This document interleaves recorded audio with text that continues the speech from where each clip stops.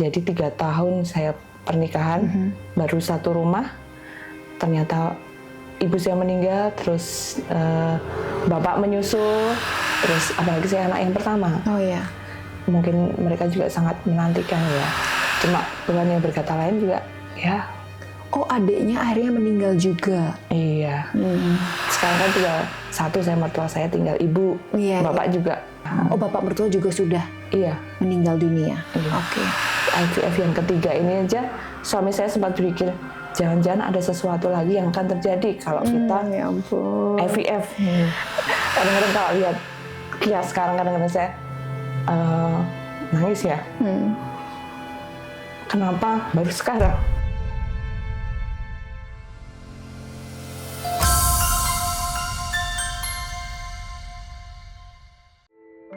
Saya sampai speechless. Saya pikir tadi adiknya sudah punya baby atau Belum, keturunan ya. sehingga ada semacam jangan-jangan ada bagian tugas juga buat Mbak untuk mengambil alih ya. Tetapi ternyata justru yang ada di perut Mbak saat itu tuh ditunggu-tunggu sama adiknya juga. Iya. Biar dia juga ada kayak semacam hiburan gitu ya. Iya. Kayak, aduh saya besok dapat mainan baru. Penghiburan ya bahasanya, ya ampun. Cuma karena Tuhan berkata lain, ya Iya, udah iya, mungkin saya jadi kalau keinget dia bersedih banget. Cuma karena ada Kia, jadi agak berkurang. Jadi karena ada rutinitas yang sekarang rutinitas baru menyusui dan macam-macam, jadi agak berkurang melonya. Itu mungkin maksudnya dia juga udah Tuhan ngasihnya tepat, bener-bener ya emang adik saya udah dipanggil, dikasih gantinya. Iya, dan saya rasa adik Mbak pun pasti juga sangat kalau boleh berkirim surat dari dunianya di sana, jangan pernah menangis, karena kalau kamu menangis terus gitu, Kia juga akan menangis gitu kan. Jadi sudah ada Kia, anggap saja Kia itu adalah adiknya, penggantinya gitu kan. dia. Iya. Dan kalau boleh bercerita ketika IVF yang pertama ya Mbak, itu berarti usia Mbak berapa tuh? Itu saya 2000 di Jakarta ya? Iya, 2018 waktu itu. Itu juga ada kendala sih. Waktu itu saya IVF pertama, suami saya kan ada riwayat jantung. Begitu saya di embrio transfer, udah selesai, saya pulang ke rumah, ternyata suami saya tensinya tinggi. Jadi malam-malam habis embrio transfer, saya nganter ke IGD.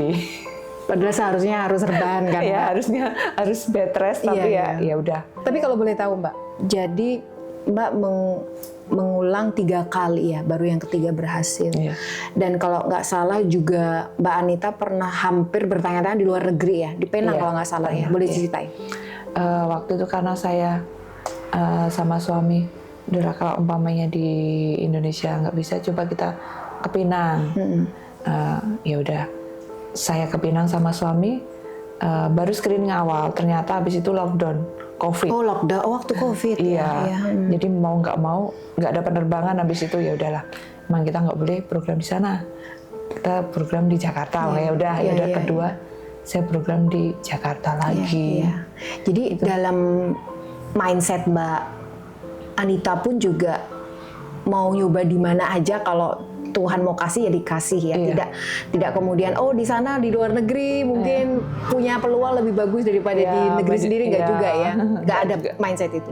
Nggak ada sih. Kami karena lockdown ya sudah, berarti Tuhan memberi semacam tanda bahwa nggak usah ke sana, udah kamu nyoba di negerimu sendiri gitu, yang mungkin nanti akan juga membuahkan hasil gitu. Iya, begitu. Mbak Anita, ini pertanyaan mungkin agak sedikit sensitif, tapi mungkin dibutuhkan untuk memberi juga gambaran ya bagi teman-teman para pejuang tangguh yang ada di sana gitu. Mengulang sampai 3 kali itu bukan hal yang kecil ya, bukan hal yang murah. Saya membayangkan pasti pertaruhannya besar ya, apalagi Mbak dan Mas adalah kelas pekerja gitu, bisa dibilang ke Jakarta, mutasi ke sana kemari gitu, dan mengumpulkan dana itu untuk kemudian untuk sebuah pengorbanan itu nggak mudah ya. Nah itu apa yang dipikiran Mbak ketika mempertaruhkan, boleh saya pinjam mungkin kata itu, ratusan juta bahkan mungkin puluhan juta untuk sesuatu yang belum pasti. Mindset saat itu yang terbentuk tuh apa, Mbak? Saya sama suami begini sih, rezeki itu pasti ada kalau kita mau berusaha. Jadi nggak usah khawatir kita akan kekurangan apa ini, selama kita mau berusaha Tuhan pasti kasih rezeki. Itu aja sih. Jadi apapun harus dilakuin sih kalau menurut saya sama suami kayak gitu. Jadi suami kan yang bekerja suami, saya itu nggak bekerja. Setelah orang tua meninggal saya nggak bekerja. Jadi saya cuma usaha apa ini gitu. Jadi cuma di rumah kadang-kadang jadi ibu rumah tangga cuma ini. Ya saya yakin pasti cukup gitu. Artinya tetap saja dalam arti pertaruhannya cukup besar karena malah hanya suami yang bekerja, Mbak. Wira swasta lah bisa dibilang begitu ya, usaha bisnis rumahan gitu, yang mungkin pendapatannya juga tidak menentu ya, Mbak. Pernah nggak pada titik enough is enough? Karena kan dari sisi usia tadi juga semakin bertambah, secara medis juga probabilitasnya juga berkurang kan, kemudian juga secara finansial mungkin juga struggling gitu ya, dan berpikir bahwa ya mungkin sudah pernah mencoba 2 kali dan rasa-rasanya memang mungkin belum saatnya Tuhan memberi gitu. Pernah nggak pada titik itu? Pernah banget. Sempet sih suami, apa kita coba adopsi? Adopsi? Iya. Tapi saya nggak yakin. Saya tetap pengen berusaha. Bentar lah, kita coba 1 kali lagi. Nanti kalau emang Tuhan berkata lain ya udah. Oh gitu. Jadi waktu itu ini percobaan yang terakhir gitu ya, mau mencoba, siapa tahu dijawab dengan oke, punya keturunan sendiri, bukan adopsi gitu. Tapi andai kata ini juga tidak berhasil yang terakhir, maka baru setelah itu akan adopsi seperti itu ya, Mbak ya. Karena memang juga banyak pertimbangan-pertimbangan secara sosial, psikologis ya, kalau memiliki anak adopsi ya, Mbak ya.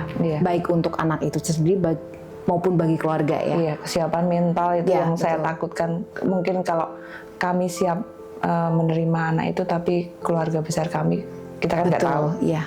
Dan kasihan juga anaknya. Betul. Itu pemikiran saya sih. Makanya saya yakin mau nyoba lagi. Nyoba lebih ya. Dan nyoba yang terakhir itu di Jogja ya, Mbak ya. Dan usianya waktu itu sudah 41 lebih ya. Iya.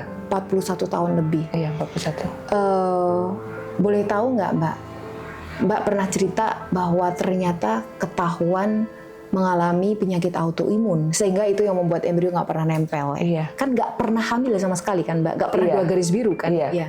Boleh diceritain nggak setelah tahu masalah itu? Ya, waktu itu kan saya mulai program lagi di Jogja. Saya ketemu dengan dokter yang di Jogja. Terus berdasarkan pengalaman beliau, coba aja Bu, pasien saya ada yang autoimun, ternyata itu yang menyebabkan. Dan akhirnya saya memberanikan diri untuk cek lab darah dan sebagainya. Iya, cek lab darah, dan ternyata saya autoimun. Walaupun hasilnya nggak tinggi, cuma mungkin ya saya anggap saja itu penyebabnya. Udah, saya close yang lain, itu aja penyebabnya, semoga berhasil.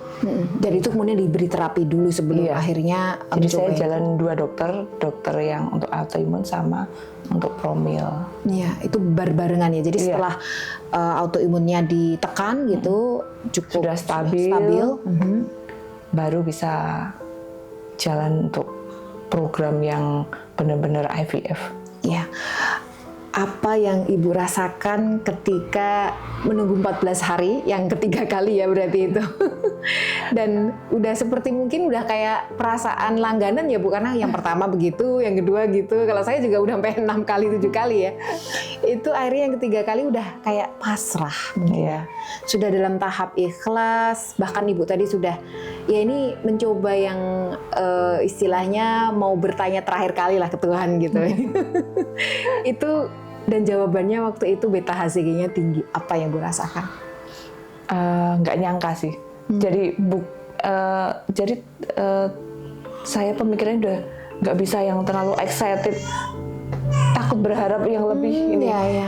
Saya mungkin ini udah saatnya. Cuma saya nggak bisa berharap, takut terlalu tinggi untuk berharap kedepannya semoga berhasil sampai dia lahir akhirnya itu.